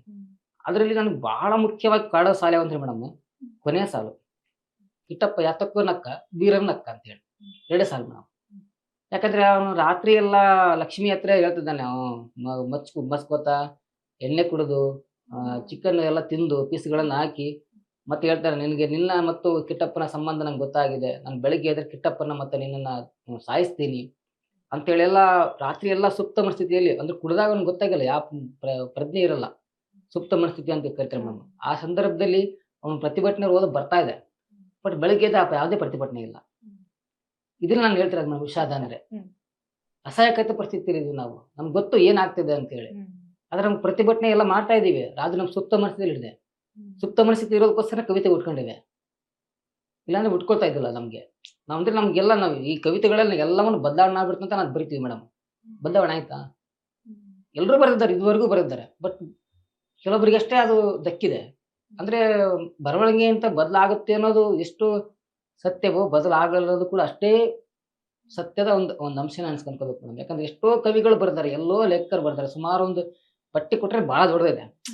ಅದು ಬದಲಾವಣೆ ಅಷ್ಟಕ್ಕಷ್ಟೇ ಆಗಿದೆ. ಮತ್ತೆ ಅದೇ ನಮ್ಮ ದೇಶದಲ್ಲಿ ಜಾತಿ ಧರ್ಮ ಮತ್ತೊಂದು ಮಗದೊಂದು ಹಾಗೆ ಬೇಡ ಮೇಡಮ್, ತುಂಬಾ ಲೆಂತಿ ಹೋಗುತ್ತೆ. ಹಾಗಾಗಿ ಈ ತರ ಉಳ್ಕೊಂಡಿದೆ ಮೇಡಮ್. ಸರಿ. ಮತ್ತೆ ನೀವು ಕವನ ಬರೀಲಿಕ್ಕೆ ಅನ್ನೋದಲ್ಲದೆ ನೀವು ಬರಹಗಾರರಾಗಿ ಗುರುತಿಸ್ಕೊಳ್ಳುವಾಗ ನೀವು ಓದಿದಂತಹ ಒಂದಷ್ಟು ಕೃತಿಗಳು, ಒಂದಷ್ಟು ಲೇಖಕರ ಚಿಂತನೆಗಳು, ಅವರನ್ನ ನೆನಪಿಸ್ಕೊಳ್ಳೋದಾದ್ರೆ ಯಾರಿಗಿರ್ಬೋದು ಮೇಡಮ್? ನನಗೆ ಫಸ್ಟ್ ಅದನ್ನ ಕಾಡಂದ್ರೆ ದೇವೇಂದ್ರ ಇದು ಮೇಡಮ್ ಕುವೆಂಪು ಅವರ ಮಲೆಗಳಲ್ಲಿ ಮದುಮಗಳು, ಆಮೇಲೆ ಕಾನೂರು ಸುಬ್ಬಮ್ಮ ಹೆಗ್ಗಡತಿ ಬಹಳ ದೊಡ್ಡ ಇನ್ಫ್ಲುಯೆನ್ಸ್ ಮಾಡಿದೆ ಮೇಡಮ್ ನನ್ನ ಮೇಲೆ. ಯಾಕಂದ್ರೆ ಅವರು ಕಣ್ಣಿಗೆ ಕಟ್ಟೋ ಹಾಗೆ ಬರೀತಾರೆ. ಮಳೆ ಓದುಗನನ್ನ ಆ ಒಂದು ಮಲೆನಾಡ ಪರಿಸರದ ತಗೊಂಡೋಗಿ ಇಲ್ಲಿ ಕೂತ್ಕೊಂಡು ಈ ಪಾತ್ರಗಳನ್ನ ಕಣ್ಣಿಗೆ ತರ್ತಾರೆ ಮೇಡಮ್. ಬೋಧಿಸ್ಕೊಳ್ಳೋದೇ ಬೇರೆ, ಕಣ್ಣಿಗೆ ತರೋದೇ ಬೇರೆ. ಆ ಒಂದು ಶಕ್ತಿ ಕುವೆಂಪು ಅವರಿಗೆ ಇತ್ತು. ಹಾಗಾಗಿ ನನಗೆ ಕುವೆಂಪು ಅಂದ್ರೆ ತುಂಬಾ ಇಷ್ಟ. ಮತ್ತೆ ಅದನ್ನ ಬಿಟ್ರೆ ಬೇಂದ್ರೆ, ಜನಪದ ಭಾಷೆಯಲ್ಲಿ ಬರೆದಂತಹ ಕವಿಗಳಲ್ಲಿ ಬೇಂದ್ರೆ ಮತ್ತು ಗಿರೀಶ್ ಕಾರ್ನಾಡ್ ಅವರು ಸ್ವಲ್ಪ ಬರ್ತಾರೆ ಮೇಡಮ್. ಅದನ್ನ ಬಿಟ್ರೆ ನಮ್ಗೆ ಈಗ ಕಂಬಾರರು ಬರ್ತಾರೆ ಮೇಡಮ್. ಜನಭಾಷೆಯಲ್ಲಿ ಬರಿಬೇಕಂದ್ರೆ ಬಹಳ ಇಂಪಾರ್ಟೆಂಟ್ ಮೇಡಮ್. ನೋಡಿ ಇವಾಗ ಸಿಂಪಲ್ ಇದೆ ಮೇಡಮ್, ನಾನು ಬಡವಿ ಆತ ಬಡವ, ಒಲವೇ ನಮ್ಮ ಬದುಕು, ಬಳಸಿಕೊಂಡೆವು ನಾವು ಅದನ್ನು, ಅದಕ್ಕೋ ಇದಕ್ಕೋ ಎದಕ್ಕೋ. ಈ 3 ಪದ ಇದೆ ಅಲ್ಲ ಮೇಡಮ್, ಅದು ಪುತ್ರ ಸಿಗಲ್ಲ ಮೇಡಮ್. ಅದನ್ನೇ ರೂಪಕಗಳಂತಾರೆ ಮೇಡಮ್. ಅದಕ್ಕೋ ಇದಕ್ಕೋ ಎದಕ್ಕೋ, ಎಲ್ಲಿ ಯಾವ್ದಕ್ಕಂತ ಉತ್ತರ ಕೊಡ್ತೀರಿ ಮೇಡಮ್?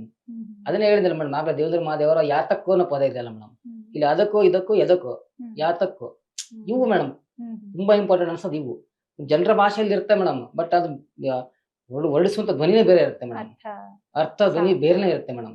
ಹಾಗಾಗಿ ನನಗೆ ಬೇಂದ್ರೆನೂ ಕೂಡ ಇಷ್ಟ ಆಗುತ್ತೆ ಮೇಡಮ್. ಬಿಟ್ರೆ ದೇವೇಂದ್ರ ಮಹಾದೇವ್ರ ಆಗಲೇ ಹೇಳಿದಾಗೆ, ಆಮೇಲೆ NK ಹನುಮಂತಯ್ಯ, ಗೋವು ತಿಂದು ಗೋವನಂತ ಆದವರು, ಎಂತ ಸಾಲು ಮೇಡಮ್, ಎಂತ ರೂಪಕ. ಮತ್ತೆ ಬಹಳ ಜನ ಇದ್ದಾರೆ ಮೇಡಮ್, ಸಡನ್ಲಿ ಅದ್ ನೆನ್ಪು ಬರ್ತಿಲ್ಲ, ಬಟ್ ತುಂಬಾ ಕವಿಗಳನ್ನು ಬಹಳ ಇಂಪ್ರೆಸ್ ಮಾಡಿದ್ದಾರೆ. ಈಗ ಸೂರಮಿಕ್ಕುಂಡಿ ಅಂತವ್ರು, ಅವರ ಕಥನ ಕವನಗಳನ್ನು ಬರೀತಾರೆ ಮೇಡಮ್, ಸೂರಮಿಕ್ಕುಂಡಿ ಅಂತವ್ರು. ಆಮೇಲೆ ಗಿರೀಶ್ ಕಾರ್ನಾಡ್ ಅಂತವ್ರು ಅವರು. ಆಮೇಲೆ ಮುಖ್ಯವಾಗಿ ಲಂಕೇಶ್ ಮೇಡಮ್, ಲಂಕೇಶ್ ಅವರ ಅವ್ವ ಕವಿತೆ ಮಾಡಿದಷ್ಟು ನನಗೆ ಇನ್ಫ್ಲುಯೆನ್ಸ್ ಬೇರೆ ಯಾವ ಕವಿತೆ ಮಾಡಿಲ್ಲ ಅನ್ಸುತ್ತೆ ಮೇಡಮ್.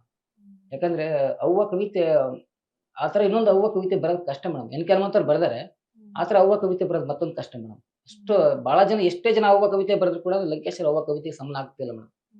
ಬಟ್ ನನಗೆ ಈ ದಲಿತ ಸಾಹಿತ್ಯದ ಕೆಲವೊಂದು ಕವಿಗಳ ಅಷ್ಟೇ ನನಗೆ ಇದಾಗಿರೋದು ಮೇಡಮ್. ಆಕ್ಚುಲಿ ಅದ್ರ ಬಗ್ಗೆ ಉದಾಹರಣೆಗೆ ಮುಗಳಿ ಗಣೇಶ್ ಅಂತವ್ರು, ಈಗ ಇತ್ತೀಚೆಗೆ ತಿರ್ಕೊಂಡ್ರೆ ಮೇಡಮ್, ಮುಗಳಿ ಗಣೇಶ್ ಅಂತವ್ರು, ಅವರ ಒಂದು ಚಡ್ಡಿಯ ಕತೆ ಬಹಳ ನನಗೆ ಅವಾಗ ಕಾಡಿತ್ತು. ನಮ್ಗೆ ಅಂದ್ರೆ ಡಿಗ್ರಿಯಲ್ಲಿ ಇಟ್ಟಿದ್ರು ಮೇಡಮ್ ಒಂದು ಚಡ್ಡಿಯ ಕತೆನ. ಹಾಗಾಗಿ ಆಮೇಲೆ ಮುಖ್ಯವಾಗಿ ನಾವು ಶಾಂತಿನಾಥ್ ದೇಸಾಯಿ ಅವರು ಮುಕ್ತಿ ಕಾದಂಬರಿ ಮೇಡಮ್, ಅದೆಂತ ಕಾದಂಬರಿ ಅಂದ್ರೆ ಮೇಡಮ್, ಅಂದ್ರೆ ನಾವು ಯುವಕರನ್ನ ಯಾವ ರೀತಿ ಅಟ್ರಾಕ್ಟ್ ಮಾಡ್ಬೇಕಲ್ಲ ಕಾದಂಬರಿ, ಮತ್ತೆ ಅದು ನಮ್ಮೊಳಗೆ ನಾವು ಮಾತಾಡ್ಕೊಳ್ಳುವಂತ ಕಾದಂಬರಿ, ನಮ್ಮ ಘಟನೆ ನಮ್ಮೊಳಗೆ, ಇದು ನಮ್ಮ ಕಣ್ಣೆದುರು ನಡೀತಾ ಇದೆ, ಮತ್ತೆ ನಮ್ಮೊಳಗೆ ಮಾತಾಡಿ ನಾವೇ ಬದಲಾಗುವಂತ ಕಾದಂಬರಿಗಳು ಮೇಡಮ್. ಅದು ಅಂದ್ರೆ ಅದು ಏಕಾಂತ ಮತ್ತು ಜೀವನದಲ್ಲಿ ಪ್ರೇಮ ಮತ್ತು ಕಾಮಕ್ಕಿರುವಂತ ಸಣ್ಣ ಗೆರೆ ಇದೆಯಲ್ಲ ಮೇಡಮ್, ಆ ಜೀವನ ಅಂದ್ರೆ ಅವನು ನಿಮ್ಗೆ ಕಾದಂಬರಿ ಬಗ್ಗೆ ಆಲ್ರೆಡಿ ಎಲ್ಲರಿಗೂ ಗೊತ್ತಿರುತ್ತೆ ಮೇಡಮ್.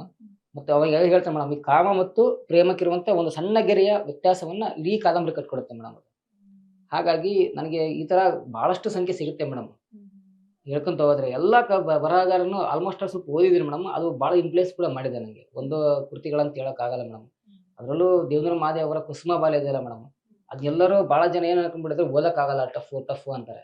ಬಟ್ ಅದನ್ನ ನಾವು ಓದ್ಗಬ್ಬಾಗಿ ಓದಕ್ಕಿಂತನೂ ಮೇಡಮ್ ಅದನ್ನ ಪದ್ಯವಾಗಿ ಓದ್ಬೇಕು ಮೇಡಮ್. ತುಂಬಾ ಪದ್ಯವಾಗಿ ಓದಿದ್ರೆ ಬೇಗ ಅರ್ಥ ಆಗುತ್ತೆ ಅದು. ಜನಪದ ಪದ್ಯವಾಗಿ ಓದ್ಬೇಕು ಮೇಡಮ್. ಅದನ್ನ ಜನಪದ ಭಾಷೆಯಲ್ಲೇ ಇದೆ ಅದು. ಅದು ಸೃಷ್ಟಿ ಮಾಡಿಕೊಂಡಿರೋ ಭಾಷೆ ಇದೆ. ಅದನ್ನ ಅದೇನು ಅವರು ದೇವೇಂದ್ರವರು ಅಲ್ಲಿ ಆಡ್ತಕ್ಕಂಥ ಭಾಷೆ ಅಲ್ಲ ಮೇಡಮ್, ಅದು ಸೃಷ್ಟಿ ಮಾಡಿಕೊಂಡಿರೋ ಭಾಷೆ. ಹಾಗಾಗಿ ಅದನ್ನ ಪದ್ಯ ರೀತಿಯಲ್ಲಿ ಓದಿದ್ರೆ ಬೇಗ ಅರ್ಥ ಆಗುತ್ತೆ ಮೇಡಮ್.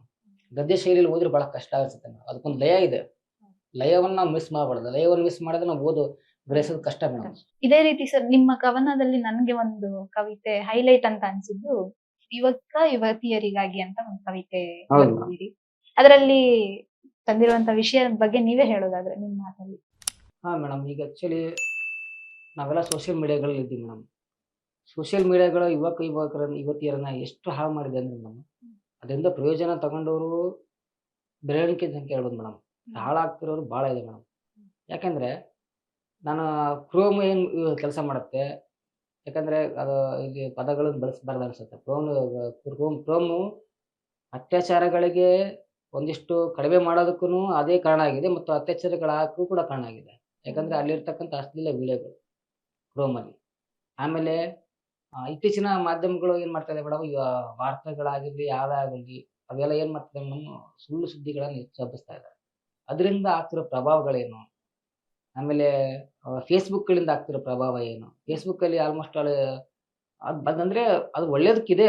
ಬಟ್ ಇವಾಗ ಏನಾಗ್ತಾ ಇದೆ ಮೇಡಮ್ ಅಂದ್ರೆ ಅದು ಬರೇ ಹಾಳು ಮಾಡೋ ದೃಷ್ಟಿಕೋನದಲ್ಲಿ ಹೆಚ್ಚು ಬೆಳಿತಾ ಇದೆ ಮೇಡಮ್ ಅದು. ಯಾಕಂದ್ರೆ ದಿನದ ಒಂದು 10ರಿಂದ 12 ತಾಸು ಬರೀ ಫೇಸ್ಬುಕ್ಕಲ್ಲಿ ಇರುವಂತ ಹುಡುಗರು ಕೂಡ ನಾನು ನೋಡ್ತಾ ಇದ್ದೀನಿ ಮೇಡಮ್. ಅವರು ಓದನ್ನ ಫೇಸ್ಬುಕ್ಕಲ್ಲಿ ಮಾಡ್ತಾ ಇದ್ದಾರೆ. ಆ ಓದು ಅದರಲ್ಲಿ ಆಗ್ಬಾರ್ದು, ಬುಕ್ ಆಗ್ಬೇಕು ಮೇಡಮ್. ಪುಸ್ತಕ ಅದ್ರಲ್ಲಿ ಇರ್ತಾರಲ್ಲ ಮೇಡಮ್. ಮೊಬೈಲನ್ನ ತಲೆ ತಗ್ಗಿಸಿ ನೋಡ್ಬೇಡ, ಪುಸ್ತಕವನ್ನ ತಲೆ ತಗ್ಗಿಸಿ ನೋಡಿದ್ರೆ ನಾ ಎತ್ತರಕ್ಕೆ ಬೆಳೆಸ್ತೀನಿ ಅಂತಿದ್ದಲ್ಲ ಮೇಡಮ್. ಅದೇ ರೀತಿ ಈಗ ಆ ಥರ ಪರಿಸ್ಥಿತಿ ಇದೆ ಮೇಡಮ್. ವಾಟ್ಸಪ್ ಅಂದ್ರೂ ಕೂಡನು, ಈಗ ವಾಟ್ಸಪ್ ಅಂದ್ರೂ ಅದನ್ನು ಕೂಡನು ಅದನ್ನ ಆಕ್ಚುಲಿ ಅದು ಯಾವುದಕ್ಕೋಸ್ಕರ ಇದೆ ಅಂದ್ರೆ ಪರಿಚಯ ಇರೋರನ್ನ ಮಾತನಾಡೋದಕ್ಕೆ ಮತ್ತು ಸಂಭಾಷಣೆಗೋಸ್ಕರ ಇರೋದು ಮೇಡಮ್ ವಾಟ್ಸಪ್. ಬಟ್ ಅದನ್ನು ಕೂಡನು ಇತ್ತೀಚೆಗೆ ಬರೀ ಸ್ಟೇಟಸ್ಗಳಿದೆಯಲ್ಲ ಮೇಡಮ್, ಅದು 4-5 ರೀತಿ ಸ್ಟೇಟಸ್ಗಳಿದೆ ಮೇಡಮ್. ಅದು ಹೆಂಗೆ ಅಂದ್ರೆ, ಒಂದು ಬರ್ತ್ಡೇ ಇರಬೇಕು, ಇಲ್ಲ ಮದುವೆ ಸಮಾರಂಭ, ಇಲ್ಲ ಒಂದು ಯಾವ್ದೋ ಡೆತ್ ಆಗಿರ್ಬೋದು, ಇಲ್ಲ ಲವ್ ಸ್ಯಾಡ್, ಈ ತರ ಸ್ಟೇಟಸ್ಗಳಿವೆ. ಅದರಿಂದ ಏನು ಪ್ರಯೋಜನ? ಈಗ ಅಂದ್ರೆ ಪ್ರಯೋಜನ ಆಗೋದು ಅಂದ್ರೆ ಅದು ಸಂಭ್ರಮಾಚರಣೆ ಒಂದು ಇದಾಗಿರ್ಬೋದು ಎಲ್ಲ ಜನರದ್ದು. ಬಟ್ ಅದರಿಂದ ಇವತ್ತು ಏನು ಹಾಳಾಗ್ತಾ ಇದೆ, ನಮ್ಮನ್ನ ಏನ್ ಮಾಡ್ತಾ ಇದೆ ಮೇಡಮ್, MDಗಳು ಕೊಟ್ಟು ಎಲ್ಲ ಕೊಟ್ಟು ಈ ತರ ವಿಡಿಯೋಗಳನ್ನು ಬಿಟ್ಟು ನಮ್ಮನ್ನ ಹಾಳು ಮಾಡ್ತಾ ಇದ್ದಾರೆ. ಪುಸ್ತಕಗಳಿಗೆ ಹೋಗಿ ಬಿಡ್ತಾ ಇಲ್ಲ. ಹಂಗಾಗಿ ಸರ್ಕಾರ ಒಂದು ಒಳ್ಳೆ ಕಾರ್ಯಕ್ರಮ ತಂದಿದೆ ಮೇಡಮ್. ಮಕ್ಕಳಿಗೆ 14 ವರ್ಷ ಮಕ್ಕಳಿಗೆ ಮೊಬೈಲ್ಗಳನ್ನ ಅವಾಯ್ಡ್ ಮಾಡಿದ್ದಾರೆ. 16 ವರ್ಷ ಮಕ್ಕಳಿಗೆ ಮೊಬೈಲ್ಗಳನ್ನ ಅವಾಯ್ಡ್ ಮಾಡಿದ್ದಾರೆ. ಒಂದು ಒಳ್ಳೆ ಕೆಲಸ ಸರ್. ಹಂಗಾಗಿ ಆ ತರ ಕಾರ್ಯಕ್ರಮಗಳಾಗಬೇಕು.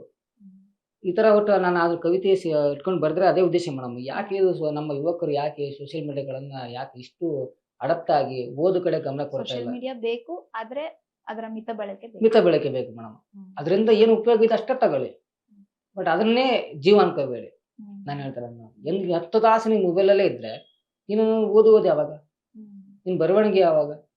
ಫೇಸ್ಬುಕ್ಕಲ್ಲೇ ನೀನು ಬರಿತೀನಿ, ಫೇಸ್ಬುಕ್ಕಲ್ಲೇ ಬರಿತೀನಿ ಅಥವಾ ವಾಟ್ಸಪ್ಪಲ್ಲೇ ಬರಿತೀನಿ ಅಂದ್ರೆ ಅದರಿಂದ 4 ಜನ ನಿನ್ನನ್ನು ಅವರು ಒಳ್ಳೆ ಹೊಗಳೋರು ಇದ್ರೆ ಹೊಗಳು ಬಿಡ್ತಾರೆ. ಅವಾಗ ನೀನು ಫೇಮಸ್ ಆಗ್ಬಿಟ್ಟೆ ಅನ್ಕೊಂಡ್ ಅದು ನಿನ್ ಭ್ರಮೆ. ಅಥವಾ ಅದನ್ನ ಯಾರೋ ಒಬ್ಬರು 4 ಜನ ನಿನ್ನ ಅದು ಸರಿಯಾಗಿ ಬರ್ದಿಲ್ಲ ಅಂತ ಟೀಕಿಸ್ಬೋದು. ಅಲ್ಲಿಂದ ನಿನ್ನ ಮನಸ್ಸು ಕುಗ್ಗಿ ನೀನು ಬರವಣಿಗೆ ಮಾಡಕ್ ಸ್ಟಾರ್ಟ್ ಆಗದೇನೆ ಇರ್ಬೋದು. ಈ ತರ ಅಪಾಯಗಳು ಕೂಡ ಇದೆ ಮೇಡಮ್. ಹಾಗಾಗಿ ನಾವ್ ಏನ್ ಮಾಡ್ಬೇಕಂದ್ರೆ ಆದಷ್ಟು ಸೋಷಿಯಲ್ ಮೀಡಿಯಾಗಳಲ್ಲಿ ಒಂದು ಅಂತರವನ್ನ ಕಾಪಾಡ್ಕೋಬೇಕು. ಅಂತರವನ್ನ ಅಂದ್ರೆ ಅಲ್ಲಿ ಬರ್ತಕ್ಕಂಥ ಒಳ್ಳೊಳ್ಳೆ ಅಂಶಗಳನ್ನ ತಗೊಳ್ಳಿ, ನನಗೆ ಅದಕ್ಕೆ ಏನು ಬಹಳ ಖುಷಿ ಇದೆ. ಬಟ್ ನಮ್ಮ ಸಮಯವನ್ನ ಹೆಚ್ಚು ಅದ್ರಲ್ಲಿ ಕಳೆಯೋದ್ರಿಂದ ನಮ್ಗೆ ಹಾನಿಕಾರಕ. ಅದು ಸ್ಪೆಷಲಿ ಯುವ ಜನರಿಗೆ. ಒಟ್ಟು ನಿಮ್ಮ 48 ಕವಿತೆಗಳ ಒಟ್ಟಾರೆಯಾಗಿ ಹೇಳೋದಾದ್ರೆ ಸರ್, ಅಷ್ಟು ಕವನಗಳು ಯಾಕೆ ಮಹತ್ವ ಪಡ್ಕೊಳ್ತವೆ ಅಂತ ನಿಮ್ಮ ಪ್ರಕಾರ? ಅದನ್ನ ಓದುಗರಿಗೆ ಬಿಡ್ತೀನಿ ಮೇಡಮ್. ನಾನು ಹೇಳ್ಬೇಕಂದ್ರೆ ಓದುಗರು ಹೇಳ್ಬೇಕು ಯಾಕೆ ಆ ಒಂದು ಮಹತ್ವ ಗಮನ ಸಂಕಲನಕ್ಕಿದೆ, 48 ಕವಿತೆಗಳಿದೆ ಅಂತ ಹೇಳಿ.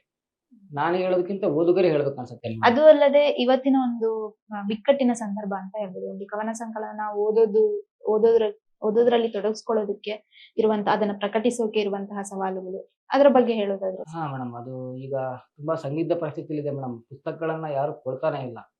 ಕೊಂಡು ಓದುವ ಸಂಖ್ಯೆ ಕಡಿಮೆ ಆಗಿದೆ. ನಾವೇ ಬೇಕಾದ್ರೆ ಕೊಟ್ಟರು ಕೂಡ ತಗೊಂಡು ಓದುವ ಸಂಖ್ಯೆ ಕಡಿಮೆ ಆಗಿದೆ. ನಮ್ಮ ಕಡೆ ಇರುವಂತ ಪುಸ್ತಕಗಳನ್ನು ಕೊಟ್ಟು ನಾವು ಓದಿ ಅಂದ್ರೆ ಓದಲ್ಲ ಯಾರು. ಆ ಸಂದಿಗ್ಧ ಪರಿಸ್ಥಿತಿಯಲ್ಲಿ ಬಂದು ಬೆಳಕು. ಅದಕ್ಕೆ ಉದಾಹರಣೆ ನಾನು ನಿಮ್ಗೆ ಕೊಟ್ಟಿಲ್ಲ ಮೇಡಮ್. ಈಗ ಸೋಷಿಯಲ್ ಮೀಡಿಯಾಗಳು ಆಗಿರ್ಬೋದು, ಅದರ ಒಂದು ಪ್ರಭಾವ ಜಾಸ್ತಿ ಆಗಿದೆ. ಹೆಂಗೆ ರಂಗಭೂಮಿ ಹಾಳಾಗೋದಕ್ಕೆ ಅಥವಾ ರಂಗಭೂಮಿ ಅವನತಿ ಬರೋದಕ್ಕೆ ಚಲನಚಿತ್ರ ಒಂದು ಮಾಧ್ಯಮ ಬಂತು, ಅದೇ ರೀತಿ ಇವಾಗ ಓದು ಹಾಳಾಗೋದಕ್ಕೆ ಮೊಬೈಲ್ ಮಾಧ್ಯಮ ಬಂದಿದೆ ಮೇಡಮ್. ಇವಾಗ ನಮ್ದು ಏನಾಗಿದೆ ಮೇಡಮ್, ಸಾಹಿತ್ಯ ಸಂಸ್ಕೃತಿ ಅಂತ ಒಂದಿದೆ ಮೇಡಮ್. ಸಾಹಿತ್ಯ ಸಂಸ್ಕೃತಿ ಅಂದ್ರೆ ನೀವು ಹೇಳಿದಾಗೆ ಪ್ರಕಟಣ, ಮುದ್ರಣ ಮತ್ತು ಮಾರಾಟ ಮತ್ತು ಪ್ರಸಾರ, ಇವೆಲ್ಲ 4 ಅಂಶಗಳೇ ಇರೋದು ಮೇಡಮ್ ಸಾಹಿತ್ಯ ಸಂಸ್ಕೃತಿಯಲ್ಲಿ. ಸಂಸ್ಕೃತಿ ಅಂದ್ರೆ ಬೇರೆ. ಮತ್ತೆ ನಾನು ಹೇಳ್ತಿರೋ ಸಾಹಿತ್ಯ ಸಂಸ್ಕೃತಿ ಅಂದ್ರೆ ಅದು ಹೆಂಗೆ ಪ್ರಕಟ ಮಾಡಬೇಕು, ಮತ್ತೆ ಯಾವ ಒಂದು ದೃಷ್ಟಿಕೋನದಿಂದ ಪ್ರಕಟ ಮಾಡಬೇಕು, ಆ ಪ್ರಕಟ ಮಾಡಿದ್ರೆ ಅದು ಹೆಂಗ್ ಮಾರಾಟ ಆಗುತ್ತೆ, ಹಂತಗಳು. ಈ ಈಗ ನೋಡಿ ಮೇಡಮ್, ಎಸ್.ಎಲ್. ಭೈರಪ್ಪ ಅವರ ಪುಸ್ತಕವನ್ನ ಪ್ರಕಟ ಮಾಡುವ ಒಂದು ಪ್ರಕಾಶನನೇ ಬೇರೆ ಇತ್ತು. ಅದನ್ನ ಮಾರಾಟ ಮಾಡುವ ಒಂದು ಪ್ರಸಾರ ಮಾಡುವ ಒಂದು ತಂಡವೇ ಬೇರೆ ಇತ್ತು. ಅದನ್ನ ಓದುಗ ತಂಡವೇ ಬೇರೆ ಇತ್ತು. ಹಂಗೆ ಒಂದು ತಂಡವಾಗಿ ಕೆಲಸ ಮಾಡ್ತಾ ಇರ್ತಾರೆ ನಾವು. ಯಾವುದೇ ಒಂದು ಕೃತಿ ಪ್ರಕಟ ಆಗ್ಬೇಕು ಅಂದ್ರೆ ಕೂಡ. ಮತ್ತು ಅವರ ಧ್ಯೇಯಗಳೇನಿದ್ವು, ಅವರ ಗುರಿಗಳೇನಿದ್ವು, ಯಾವ ಸಾಹಿತ್ಯವನ್ನ ಜನರಿಗೆ ಕೊಡ್ತಾ ಇದ್ದಾರೆ. ಬರೀ ಎಸ್.ಎಲ್. ಭೈರಪ್ಪ ಅಂತಲ್ಲ ಮೇಡಮ್, ಯಾರೇ ಆಗಿರಲಿ, ಯಾವ ಉದ್ದೇಶದಿಂದ ಬರಿತಾ ಇದ್ದಾರೆ, ಆ ಉದ್ದೇಶಗಳನ್ನ ಜನರಿಗೆ ತಲುಪಿಸ್ಬೇಕಂದ್ರೆ ಏನ್ ಸಾಧ್ಯ ಇದೆ, ಏನಿಲ್ಲ ಅಂತ ಒಂದು ಮುಂದಾಲೋಚನೆ ಪ್ರಕಾಶಕರಿಗೆ ಇರುತ್ತೆ ಮೇಡಮ್. ಪ್ರಕಾಶಕರಿಗೆ ಅದನ್ನ ಮಾಡ್ಬೇಕು ಕೆಲಸ ಇರುತ್ತೆ. ಬಟ್ ಇತ್ತೀಚೆಗೆ ಏನಾಗಿದೆ ಮೇಡಮ್ ಅಂದ್ರೆ, ನಾನು ಆವಾಗಲೇ ಹೇಳಿದ್ರು, ChatGPT AI ಬಂದ ನಂತರಗಳಿಂದ ಯುವ ಕವಿಗಳಿಗೆ ಪ್ರಕಾಶಕರು ಸಿಗ್ತಾ ಇಲ್ಲ ಮೇಡಮ್. ಪ್ರಕಾಶಕರು ತುಂಬಾ ತೊಂದರೆ ಆಗ್ತಾ ಇದೆ. ಯಾಕೆಂದ್ರೆ ಹಳೇ ಲೇಖಕರನ್ನ ಅಥವಾ ಹಿರಿಯ ಲೇಖಕರನ್ನ ಅವರು ಪ್ರಕಟ ಮಾಡಕ್ ಮುಂದೆ ಬರ್ತಾ ಇದ್ದಾರೆ ಮೇಡಮ್. ಬಟ್ ಹಳೆ ಹೊಸಬರನ್ನ ಅವರು ಪ್ರಕಟ ಮಾಡಕ್ ಆಗ್ತಾ ಇಲ್ಲ. ಯಾಕಂದ್ರೆ ಅವ್ರದ್ದೊಂದು ಉದ್ಯಮ, ಈಗ ಸೇಲ್ ಆಗುತ್ತೋ ಇಲ್ಲೋ ಭಯ ಮೇಡಮ್. ಅದೇ ಒಂದು ಈ ಸೇಲ್ ಆಗಿಲ್ಲ ಅಂದ್ರೆ ಲಾಸ್ ಆದ್ರೆ ಯಾರಿಗೆ ಒಳ್ಳೆ ಯಾರು ನಾವು ಒಂದು ಅವ್ರಿಗೆ ಭಯ ಇರುತ್ತೆ ಮೇಡಮ್. ಬಟ್ ಅವಾಗ ಇನ್ನೊಂದು ಏನಂದ್ರೆ ಮೇಡಮ್, ಹೆಚ್ಚು ಪ್ರಕಾಶಕರು ಸಾಹಿತಿಗಳಾಗಿಲ್ಲ. ನಮ್ಗೆ ಇಲ್ಲಿ ಮೈನಸ್ ಪಾಯಿಂಟ್. ಸಾಹಿತಿಗಳಾದ್ರೆ ಆ ಪ್ರಕಾಶಕರಿಗೆ ಆ ಸಾಹಿತ್ಯವನ್ನ ಓದಿ ಧೈರ್ಯದಿಂದ ಪ್ರಕಟ ಮಾಡುವಂತ ಧೈರ್ಯ ಬರ್ಬೋದು. ಬಟ್ ಅವ್ರು ಏನಾಗಿದೆ, ಉದ್ಯಮವಾಗಿ ತಗೊಂಡು ಬಂದಿರುವಂತಹ ಪ್ರಕಾಶಕರು ಹೆಚ್ಚಾಗಿದ್ದಾರೆ. ಉದ್ಯಮವಾಗಿ ತಗೊಂಡು ಬಂದಿರೋ ಪ್ರಕಾಶಕರು ಸಾಹಿತ್ಯಕ್ಕಿಂತ ಹೆಚ್ಚು ಅವ್ರು ಏನ್ ಮಾಡ್ತಾರೆ, ಇಲ್ಲಿರ್ತಕ್ಕಂಥ ಮಾರ್ಕೆಟಿಗೆ ಬೆಲೆ ಕೊಡ್ತಾರೆ. ಮಾರ್ಕೆಟ್ ಅಲ್ಲಿ ಯಾವ್ದು ರನ್ನಿಂಗ್ ಇದೆ ಅದಕ್ಕೆ ಬೆಲೆ ಕೊಡ್ತಾರೆ. ಹಾಗಾಗಿ ಒಂದು ಯುವ ಕವಿಗಳು ಇಂಥ ಜ್ವಲಂತ ಸಮಸ್ಯೆಯಲ್ಲಿ ಮುಂದೆ ಬರೋದು ಕಷ್ಟ ಆಗಿದೆ. ಅಂತ ಒಂದು ಕಷ್ಟವನ್ನು ನಿವಾಸಕ್ಕೆ ಮತ್ತೆ ಬಡತನ ಒಂದಿರ್ಬೋದು ಮೇಡಮ್ ಯುವ ಕವಿಗಳಿಗೆ. ನಮ್ಮಂತ ನೋಡಿ ಮೇಡಮ್, ತುಂಬಾ ಬಡತನ ಊರಿಂದ ಬಂದಿರೋ ನಾವೆಲ್ಲ, ಬಡತನ ಮನೆಯಿಂದ ಬಂದಿರೋರು, ನಮ್ಮಂತರಿಗೆ ಪ್ರಕಟ ಮಾಡೋದು ಕಷ್ಟ. ಹಾಗಾಗಿ ಅದನ್ನ ಪ್ರಕಟ ಮಾಡೋದಕ್ಕೂ ಮತ್ತು ಪ್ರಕಾಶಕರನ್ನ ಹುಡುಕೊಡೋದಕ್ಕೂ ಎಲ್ಲದಕ್ಕೂ ಕಾರಣ ಆಗಿದ್ದು ನಮ್ಮ ದಳವಾಯಿ ಸರ್ ಗುರುಗಳೇ.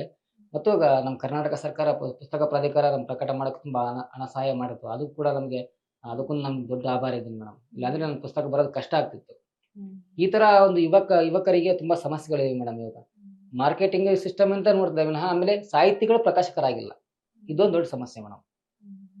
ಬೆರಳಿಕೆ ಇದ್ದಾರೆ ಮೇಡಮ್, ಬೆರಳಿಕೆ ಎಷ್ಟು ಇದ್ದಾರೆ ಸಾಹಿತಿಗಳು ಪ್ರಕಾಶಕರಾಗಿರೋದು. ಬಟ್ ಉಳಿದವರೆಲ್ಲ ಉದ್ಯಮವಾಗಿ ತಗೊಂಡಿದ್ದಾರೆ ಮೇಡಮ್. ಸಮಸ್ಯೆ ಆಗಿದೆ. ಸೊ ಅಂತಿಮವಾಗಿ ನಿಮ್ಮ ಏನು ಪುಸ್ತಕ ಓದೋರಿಗೆ ಅದಲ್ಲದೆ ಓದುಗರಿಗೆ ಏನ್ ಹೇಳಕ್ ಇಷ್ಟಪಡ್ತೀರಾ? ಹೊಸ ಬರಹಗಾರರು ಬರವಣಿಗೆಯಲ್ಲಿ ತೊಡಗಿಸ್ಕೊಳ್ಬೇಕು ಅಂತಂದ್ರೆ ಕವಿರಾಜ ಮಾರ್ಗ ಅಂದಿ ಹೇಳ್ಬಿಟ್ಟಿದ್ದಾನೆ, ಕುರಿತು ಓದದೆಂ ಕಾವ್ಯ ಪ್ರಯೋಗ ಪರಿಣಿತ ಮತಿಗಳಂತ. ಸೊ ನಮ್ಮಲ್ಲಿ ಕರ್ನಾಟಕದವರಲ್ಲಿ ತುಂಬಾ ಬರವಣಿಗೆ ಸ್ಕಿಲ್ ಇದೆ ಮೇಡಮ್. ಅದು ಆಕ್ಚುಲಿ ಜನಪದರಿಂದನೇ ಬಂದಿಬಿಟ್ಟಿದೆ. ಜನಪದರ ಅಂದ್ರೆ ನನ್ನ ಕನ್ನಡದವರೇ. ಈ ಕನ್ನಡದವರಲ್ಲಿ ಎಲ್ಲ ಇರೋದ್ರಿಂದ ಬಟ್ ಅವಕಾಶಗಳು ಸಿಕ್ತಿಲ್ಲ ಒಂದು. ಆಮೇಲೆ ಏನನ್ನ ಬರಿಬೇಕು ಅನ್ನೋದು ಗೊತ್ತಾಗ್ತಿಲ್ಲ. ಅವತ್ತು ಕುರಿತು ಓದಿದ ಕಾವ್ಯ ಪ್ರಯೋಗ ಪರಿಣಿತ ಮತಿಗಳಂತ ಏನು ಹೇಳಿದ ಕವಿರಾಜ ಮಾರ್ಗ, ಬಟ್ ಇವತ್ತು ಕುರಿತು ಓದಲೇಬೇಕು ಅಂತ ಪ್ರಸಂಗದಲ್ಲಿ ನಾವು ಬಂದಿದ್ದೀವಿ.